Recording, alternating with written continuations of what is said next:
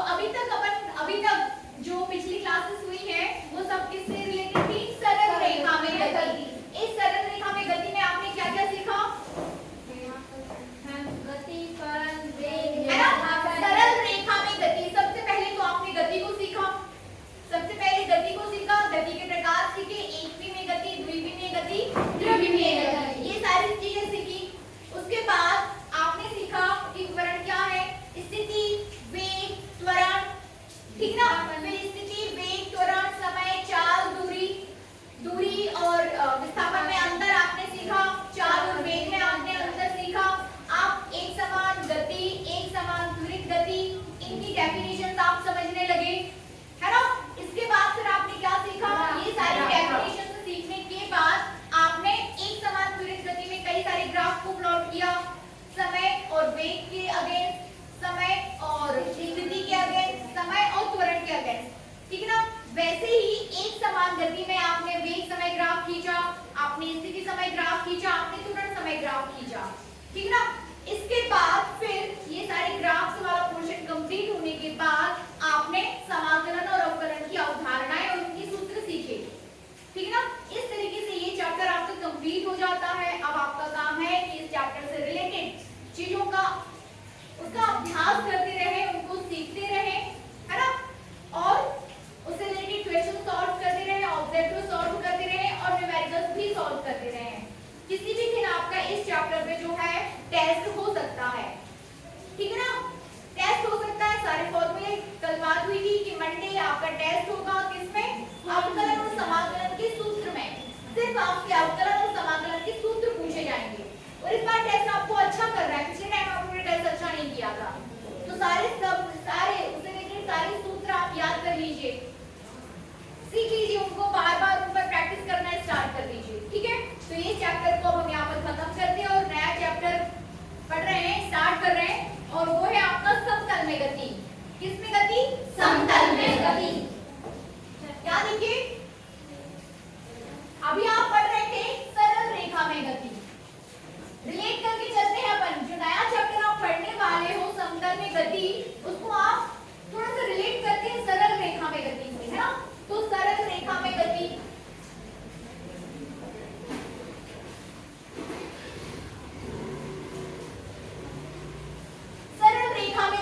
ये चैप्टर जो है, आवाज मत करिए, ये चैप्टर आप पढ़ चुके हो, सरल रेखा में गति, X axis, Y axis, Z axis, ठीक ना? सरल रेखा में गति जब आप यहाँ गति कर रहे हो, कहाँ गति कर रहे हो? यहाँ। उसका सिर्फ आपका एक्स एक्सिस या वाई एक्सिस या जेड एक्सिस ही इंक्लूडेड रहता है। इसकी स्थिति निर्देशांक आपके x0 या y0 या z0 होते हैं, ठीक है ना? 0y ऐसा लिखेंगे, 0y या फिर 0z, ठीक है ना? इस तरीके से होते हैं किसमें? सरल रेखा में गति। आप एक्सिस पे गति कर रहे होते हो, सीधी सरल रेखा में, ठीक है? तो वो हो जाता है सरल रेखा में गति। लेकिन जब आप सरल रेखा को छोड़कर यहाँ बीच में गति करते हो और जिसमें आपके दो एक्सिस इंक्लूडेड हो जाते हैं, क्या इंक्लूडेड हो जाते हैं? दो एक्सिस, मतलब यदि आप स्थिति निर्देशांक की आपके x y रहेंगे, x y या y z, है ना? x y या y z या x या z x, इस तरीके से आपकी स्थिति निर्देशांक रहेंगे, तब आप बोलते हो कि आप समतल में गति कर रहे हो। किसमें गति कर रहे हो? समतल में। इज दैट क्लियर ना? जैसे कि ये जो है आपके पास ये डस्टर, यहाँ आप गति कर रहे हो सीधी सरल रेखा में, तब आप सरल रेखा में गति कर रहे हो। लेकिन इसके सरफेस पे गति करने लगे आप यहाँ पे, तो आपका ये वाला एक्सिस और ये वाला एक्सिस दोनों क्या हो जाता है? इंक्लूड हो जाता है, तब आप बोलते हो कि आप समतल में गति कर रहे हो। ऐसी स्थिति में आपके पास जो एक्सिस या जो कोऑर्डिनेट्स होते हैं या निर्देशांक जो होते हैं वो आपके x y या y z या z x हो जाते हैं, ठीक ना? दो एक्सिस, इसे हम बोलते हैं समतल में गति। इज दैट क्लियर ना? ये बात समझने में किसी को कोई कंफ्यूजन है क्या? नहीं है। अनामिका नहीं है ना? हाँ बताइए। जो आपने ये लिखे हैं निर्देशांक, तो मैं इस वाले में एक और जीरो लगाएंगे, जेड की भी तो लिखेंगे, x y z। हाँ, यदि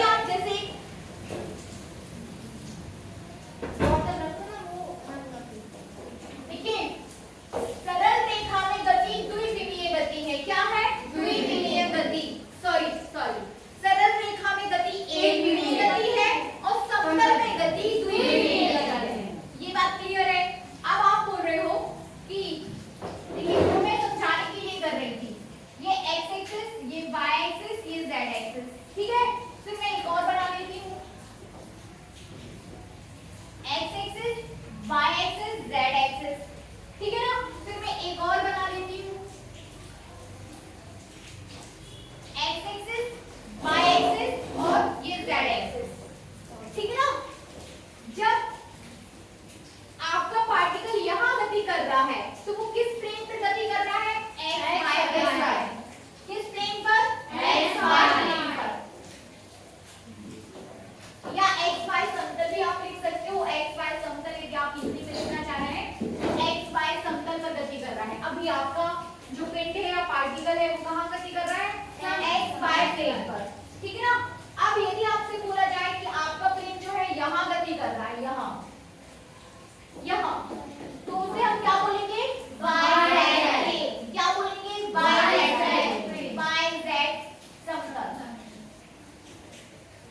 ठीक है ना, अब आपसे बोला जाए कि आपका पिंड यहाँ गति कर रहा है, यहाँ एक्स जेड, ये क्या हो जाएगा? एक्स जेड प्लेन या एक्स जेड समतल, एक्स जेड समतल, एक्स जेड समतल। सिर्फ दो प्लेन इंक्लूडेड है इसलिए इसे द्विविमीय गति कहते हैं। समझ रहे ना, क्या है?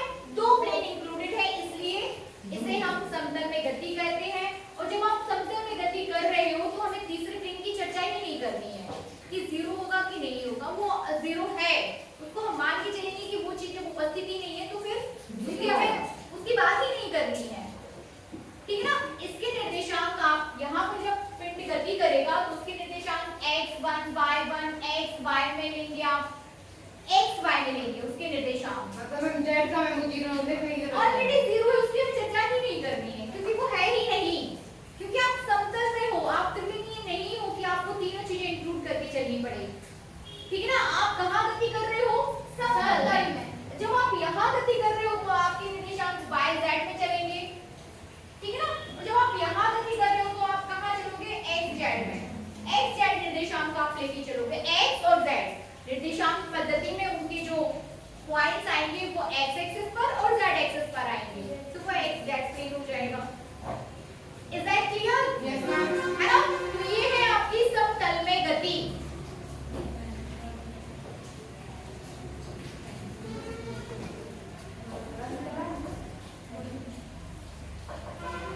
ठीक है, तो समतल में गति आप समझने लगे कि किस तरीके से होगा। अब समतल में गति समझने के लिए आपको दो पॉइंट्स यहाँ पर सीखना है। एक तो है सदिश राशियां और दूसरा है अदिश राशियां। ठीक है ना, तो हेडिंग कीजिए सदिश और अदिश राशियां। सदिश और अदिश राशियां, ये साफ कर दो, ये साफ कर दो मैं।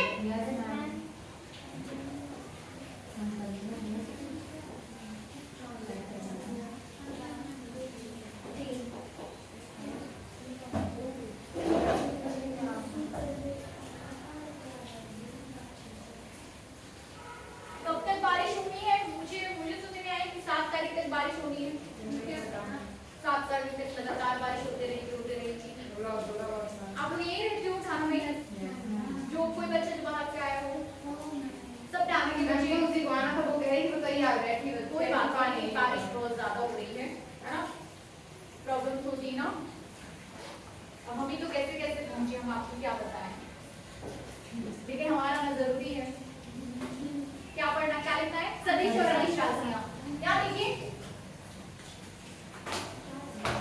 सदिश राशि और अदिश राशि। अदिश राशि इसको सीखिए पहले। सदिश को आप इंग्लिश में वेक्टर बोल देते हो और इसको scalar. Vector quantity and scalar quantity. ठीक है, इसको समझ लीजिए पहले, उसके बाद फिर आप लिख लेना। सदिश राशि और अदिश राशि। सदिश का मतलब ही क्या है? जो दिशा के साथ है, और अदिश का मतलब क्या है? जिसमें दिशा नहीं है ना। वो राशियां, एक को आप बोल रहे हो सदिश राशि और दूसरे को क्या बोल रहे हो? अदिश राशि। तो वो सभी राशियां जिनमें परिमाण के साथ दिशा की आवश्यकता पड़े। क्या? सदिश परिमाण के साथ दिशा की आवश्यकता पड़े। परिमाण के साथ दिशा की आवश्यकता पड़ेगी।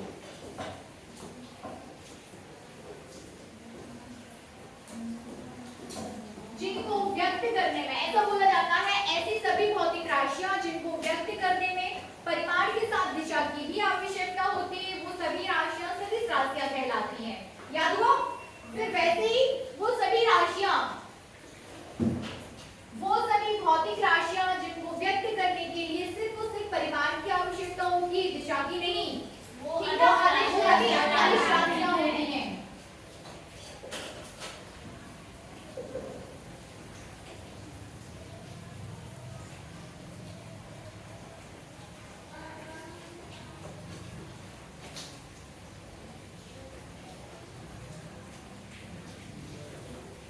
वो सभी अदिश राशियां होती हैं। ठीक है, अब थोड़ा सा इसको समझिए कि सदिश और अदिश को किस तरीके से उसमें दिशा इंक्लूडेड रहती है और किस तरीके से किसी किसी राशि में दिशा इंक्लूडेड नहीं रहती। तो ऐसे देखिए कि जैसे मैं यहाँ से जा रही हूँ, मैं जा रही हूँ आपके, मैं सागर तक ही जा रही हूँ, समझ लीजिए कहाँ तक जा रही हूँ, सागर तक। ठीक ना, तो सागर तक मैं गई, कहाँ से स्टार्ट किया मैंने, ढाला से चलना स्टार्ट किया, चलाई गाड़ी अपनी, आपके एयरपोर्ट तक पहुंची, फिर बमोरी टिकट्टा तक पहुंची, फिर मैं कहाँ बीटीआईआरटी होते हुए सागर पहुंच गई। ठीक ना, इस पूरी दूरी में मैंने इधर से उधर तक मैं 4 किलोमीटर गई, फिर बमोरी तक और मैं 2 किलोमीटर गई, फिर उसके बाद बीटीआईआरटी तक 1 किलोमीटर और फिर मैं सागर, ऐसे मैंने टोटल 15 किलोमीटर तय किया। ठीक ना, कितना तय किया? 15 किलोमीटर।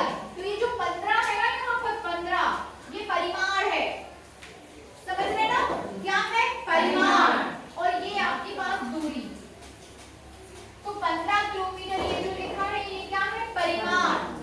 और मैं किसकी बात कर रही हूँ? दूरी की। यहाँ पर मैंने दिशा की बात नहीं की, सिर्फ और सिर्फ क्या बात की कि मैं इतने किलोमीटर चली, मैंने यहाँ पर दिशा की बात नहीं की है। आप यहाँ पर ये नहीं बोल सकते कि ढाना, सागर से ढाना के लिए आप दिशा की बात कर रहे हो, नहीं, आप ढाना से सागर के लिए मैंने कोई दिशा की बात नहीं की, बस आपको पता है कि मैं यहाँ से यहाँ तक चली हूँ, ये दिशा नहीं है कि ढाना से सागर दिशा है। ठीक ना, तो ये 15 किलोमीटर क्या है यहाँ पर? परिमाण। ये दूरी व्यक्त करने के लिए मुझे दिशा की आवश्यकता नहीं है, तो ये दूरी क्या हो गई? सदिश राशि, सॉरी अदिश राशि, स्केलर क्वांटिटी। वैसे चाल आपकी स्केलर क्वांटिटी है। ठीक ना, चाल क्या है? Scalar quantity. दूरी स्केलर है, चाल स्केलर है, बट मैं आपसे बोलूं कि मैं यहाँ से यहाँ थोड़ी विस्थापित हो गई, तो उसके लिए मुझे आपको दिशा बतानी पड़ेगी कि मैं पूर्वी दिशा में हुई कि पश्चिम में हुई कि दक्षिण में हुई। ठीक है ना, तो जिसमें परिमाण के साथ दिशा इंक्लूडेड रहती है वो क्या हो जाती है? सदिश राशि। Simple as simple. ठीक है ना, बनेगा। तो ये हो गई आपकी सदिश और अदिश राशियां। ठीक है ना, इसके बाद सदिश और अदिश में आपको लेना है अंतर, नोट करना है क्या ये? लिखवा दूं, लिखिए, हेडिंग कीजिए सदिश राशियां, या पहले अदिश लिख लो, अदिश राशियां, स्केलर, तो अदिश कर दो ना, अदिश कर दो, अदिश, पहले अदिश को समझिए उसके बाद सदिश को समझिए, अदिश कर दो, अदिश, जल्दी जल्दी लिखिए, है ना।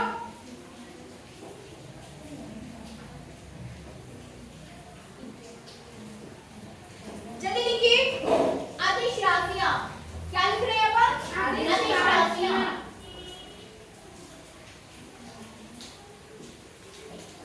परिमाण समझने लगे ना, परिमाण क्या है? 2 किलोमीटर, 4 किलोमीटर, जो न्यूमेरिकल वैल्यू उसके साथ जुड़ी होती है वो परिमाण है। देखिए, अदिश का अर्थ है दिशा ही,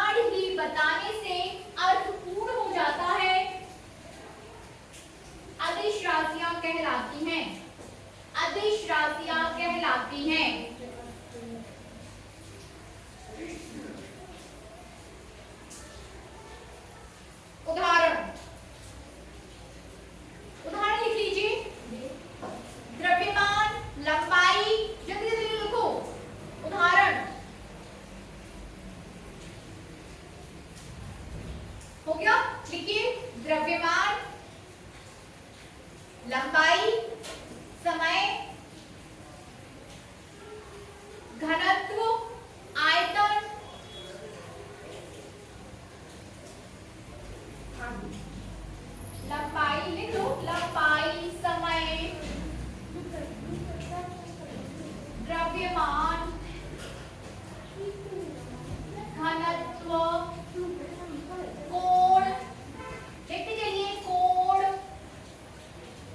लंबाई, द्रव्यमान, आयतन, घनत्व, कोण, चाल, ताप, विभव, कार्य, ऊर्जा, ठीक ना, ये सभी चाल, दूरी, ताप, विभव, लिख लीजिए, विभव, कार्य ऊर्जा, कार्य, ऊर्जा, एंड so on। और भी इनमें और भी हो सकती है, बट इनको याद रखिए कि ये सभी क्या है, अदिश राशियां। क्या है, अदिश राशियां, ठीक है ना। अदिश, इनको व्यक्त करने के लिए आपको दिशा की आवश्यकता नहीं होती। बोलिए, विभव अदिश राशि है। यस, विभव अदिश राशि है। इलेक्ट्रिक फील्ड सदिश राशि है, बल सदिश राशि है। विभव कैपिटल V अदिश राशि है। अगले साल 12th में आप विभव को डिटेल में समझेंगे, ठीक है ना। लिखिए, सदिश राशियां, सदिश राशियां वे भौतिक राशियां,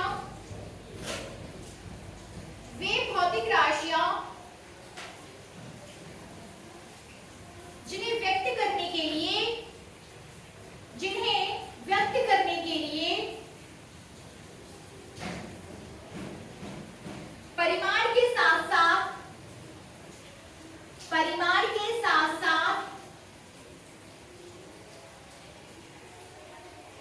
दिशा बताना भी आवश्यक होता है, दिशा बताना भी आवश्यक होता है।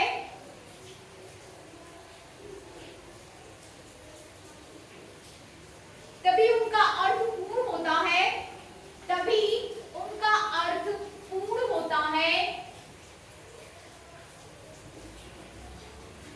सदिश राशियां कहलाती हैं।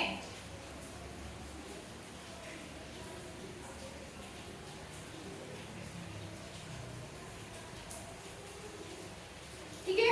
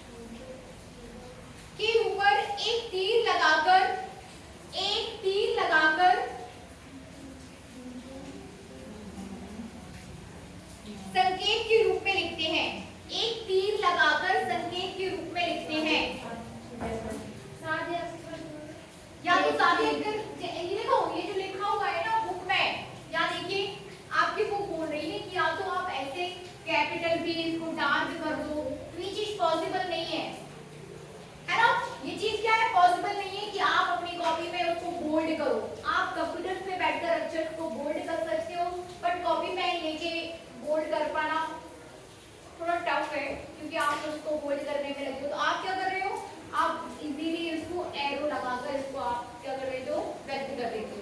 ठीक है, जो लिखा है सादे अक्षर पर तीर का निशान लगाकर, सादे अक्षर के ऊपर लिख लिया ना, तीर का निशान लगाकर संकेत के रूप में लिखते हैं। तीर का निशान लगाकर संकेत के रूप में लिखते हैं। हो गया। आगे लिखिए उदाहरण के लिए, उदाहरण के लिए वेग,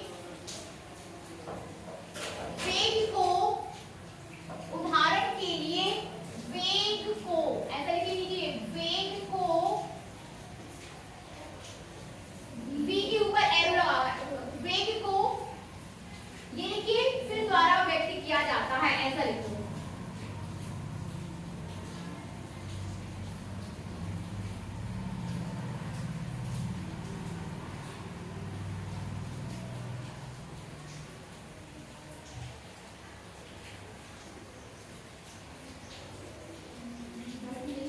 लिख लिया।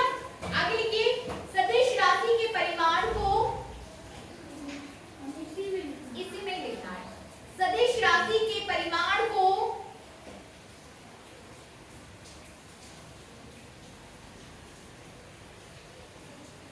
दो ऊर्ध्वाधर रेखाओं के बीच, दो ऊर्ध्वाधर रेखाओं के बीच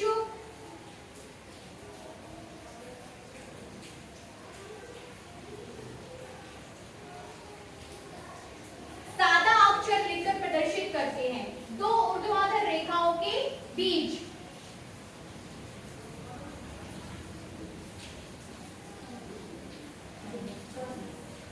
अब कैसे दो ऊर्ध्वाधर रेखाएं, यहां लीजिए, दो ऊर्ध्वाधर रेखाओं के बीच सादा अक्षर के द्वारा, तो वो दो ऊर्ध्वाधर रेखाएं आपके पास ये हो जाएंगी और ऐसे लिखा दोगे तो ये कहलाएगा वेग का परिमाण।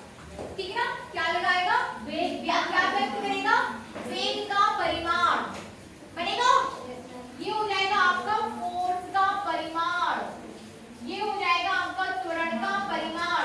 तो जहां भी ऐसे दो लाइंस के बीच, दो ऊर्ध्वाधर लाइंस के बीच, ठीक है ना, दो ऊर्ध्वाधर लाइंस के बीच, वर्टिकल लाइंस के बीच यदि आपके पास कोई इस तरीके से प्रदर्शित है तो ये चीज उस राशि के परिमाण को व्यक्त कर रही है।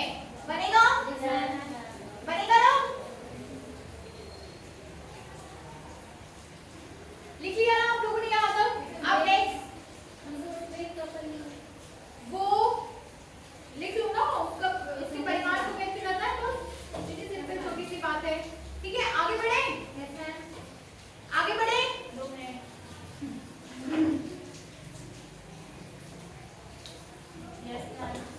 देखिए सदिश तथा अदिश राशियों में अंतर, सदिश तथा अदिश राशियों में अंतर। ठीक है, फटाफट इसको अपन पढ़ लेते हैं।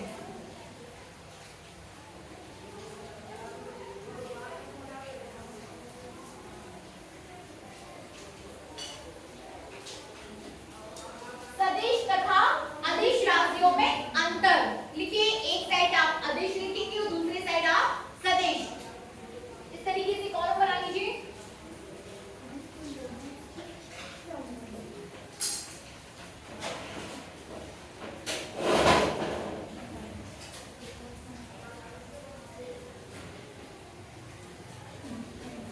पहला आंसर क्या हो जाएगा, आदेश राशि में दिशा की आवश्यकता नहीं होती है। पहला तो परिभाषा लिखिए, अदिश राशियों को व्यक्त करने के लिए,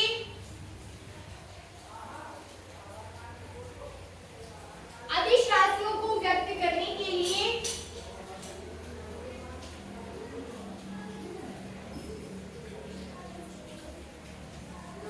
परिमाण के साथ दिशा की आवश्यकता नहीं होती है, केवल परिमाण की आवश्यकता होती है ना। अपनी भाषा में लिख लीजिए, केवल परिमाण की आवश्यकता होती है। ठीक है ना, और यहाँ पर हो जाएगा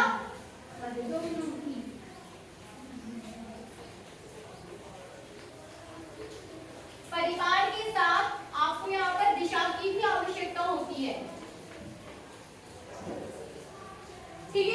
दूसरा लिखिए, पहला कंप्लीट करने के बाद आप दूसरे पर आओगे।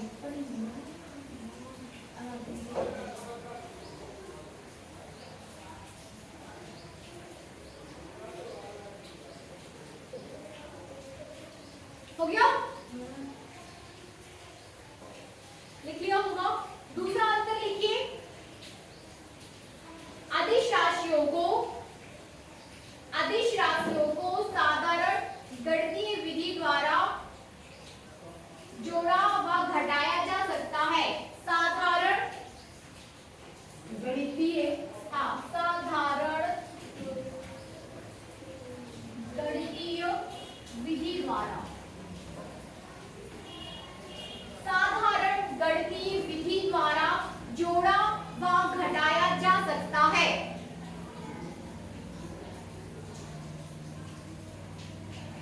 लिख लिया? यहाँ देखिए किस तरीके से, जैसे अपन इसको सीधा सीधा जोड़ लेते हैं। यहाँ देखिए, सभी बच्चे ध्यान दीजिए बोर्ड पर।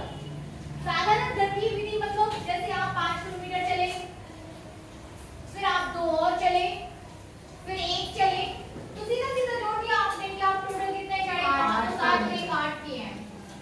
ये है आपकी साधारण गणितीय विधि। जैसे सामान्य रूप से आप जोड़ना, घटाना, गुणा, भाग करते हो, ये वैसे ही है, ठीक है ना। लेकिन जब आप सदिश की बात करते हो, किसकी बात करते हैं हम लोग?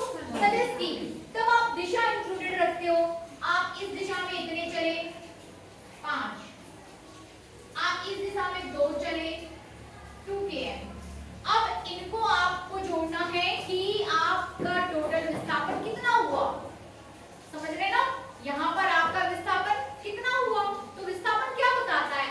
अंतिम स्थिति माइनस प्रारंभिक स्थिति, अंतिम माइनस प्रारंभ। अब आप इसका विस्थापन ऐसा नहीं कर सकते कि आपने 5 और 2 जोड़ लिया। देखिए दिशाएं अलग अलग हैं।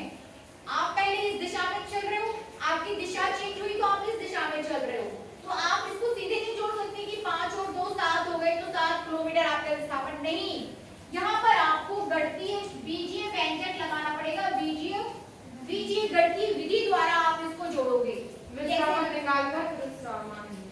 ठीक ना। किस विधि द्वारा? बीज गणितीय विधि द्वारा, ठीक ना। सीधा सीधा नहीं जोड़ते आप कि 5 और 2 7 कर दिए। किस विधि के द्वारा आप इनका एडिशन या सब्ट्रैक्शन करोगे? बीज गणितीय विधि द्वारा। हाँ, लिखिए तो, सदिश राशियों को जोड़ने, घटाने तथा गुणा के लिए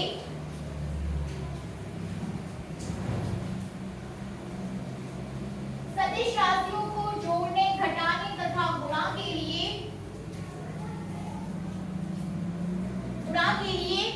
बीज गणितीय विधि, क्या? बीज गणितीय विधि,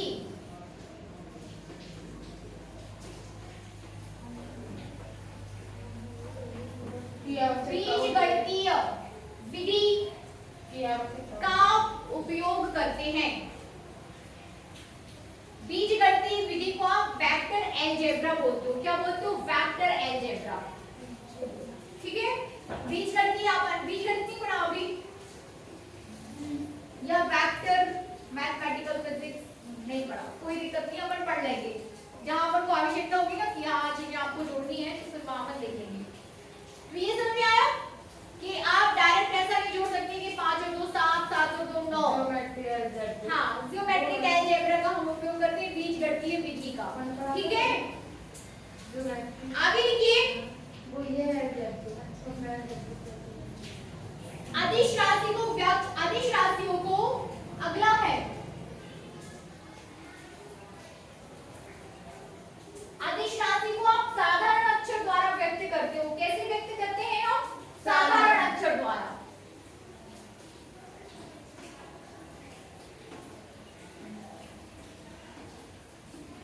साधारण अक्षर के द्वारा आप व्यक्त कर देते हो, जैसे कि वेग का सीधे v, मैंने वेग का नहीं, हाँ, दूरी का, वेग का फिर वो जैसे दूरी का, साइकिल जैसे लिख दिया आपने s,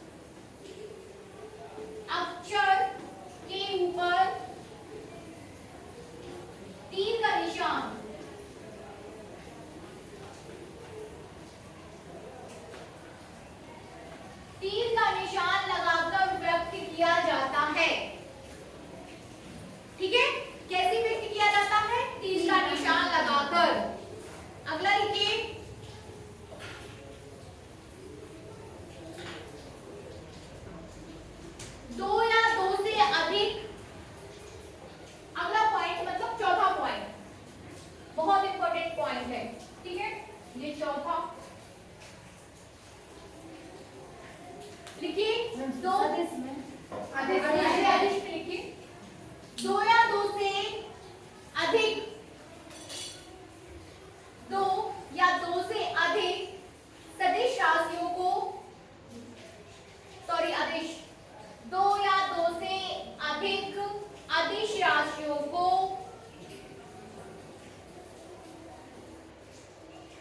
जोड़ने या घटाने पर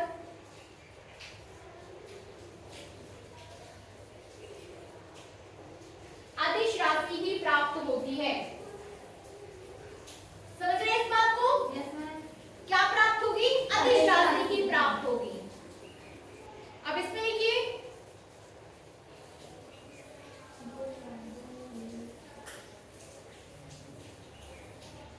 इसमें लिखिए, दो या दो से अधिक राशियों को,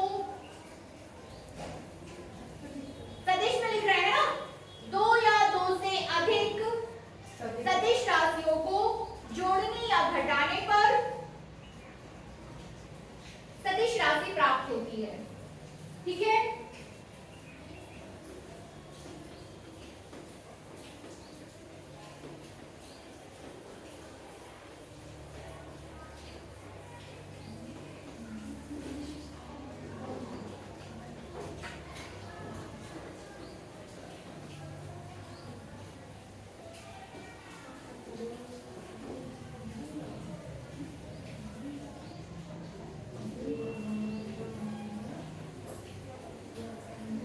और यहाँ पर आपको क्या प्राप्त होगी?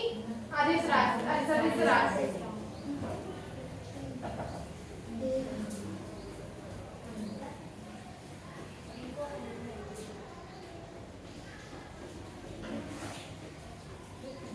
सदिश राशि, ठीक है। पांचवा, अब हम पहुंचेंगे पांचवें पॉइंट पर। लिखिए, किसी अदिश को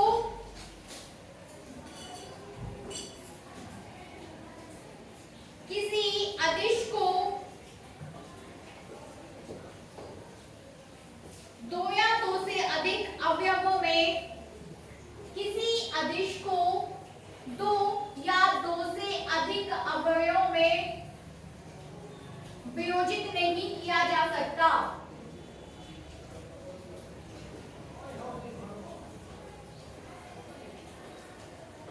अवयवों में वियोजित नहीं किया जा सकता।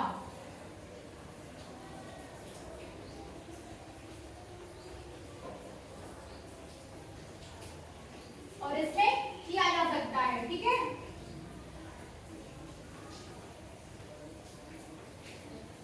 लिख लीजिए सदिश में कि सदिश राशियों को दो या दो से अधिक अवयवों में वियोजित किया जा सकता है।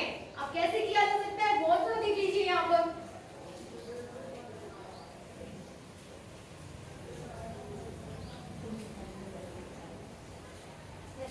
ठीक है, यहाँ देखिए ये एक्स एक्सिस और ये वाई एक्सिस, ठीक है ना। ये आपको किसी वेग का परिमाण दिखा रहा है या वेग का सदिश है, ठीक है ना, वेग सदिश है। तो इसको आप x घटकों में, इसके x घटकों में और y घटकों में वियोजित कर सकते हो। यदि ये एंगल थीटा है तो ये इसका v cos थीटा हो जाता है। ये इसका क्षैतिज घटक है या अवयव, ठीक है ना। कंपोनेंट्स बोल देते हो आप, घटक बोल देते हो या अवयव, ठीक है। आपने लिखा है ना कि इसको दो या दो से अधिक अवयवों में वियोजित नहीं किया जा सकता, जबकि इसको आप दो घटकों में वियोजित कर सकते हो। कैसे? v cos theta, v sin theta, ये इसके अवयव हैं।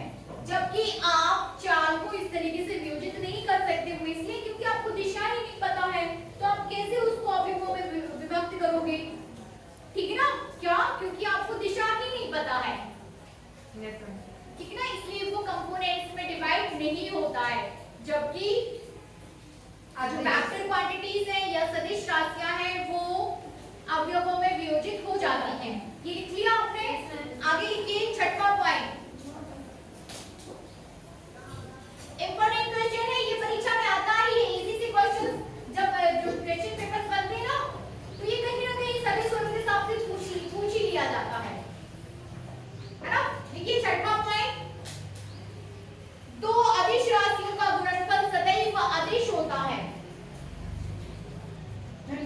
सिर्फ गुणनफल की बात की जा रही है। दो या दो से अधिक अदिश राशियों का गुणनफल, क्या गुणनफल सदैव अदिश ही होता है।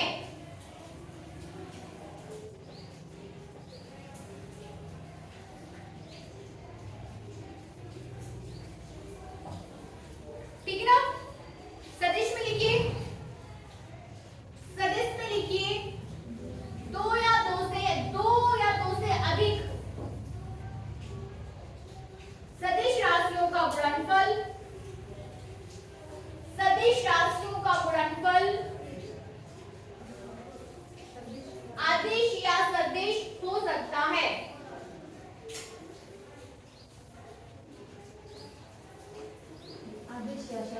हाँ, गुणनफल इसका सदैव क्या रहेगा, अदिश, जबकि यहाँ पर गुणनफल आपका